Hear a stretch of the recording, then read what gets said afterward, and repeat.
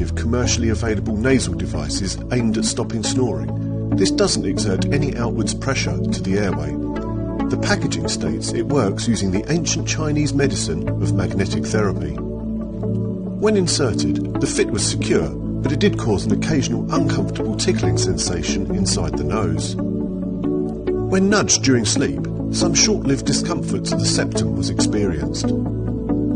In our tests, the claimed magnetic therapy wasn't sufficient to make this device effective at stopping snoring. If anything, it felt like it restricted airflow slightly, and unfortunately, mouth breathing became preferable.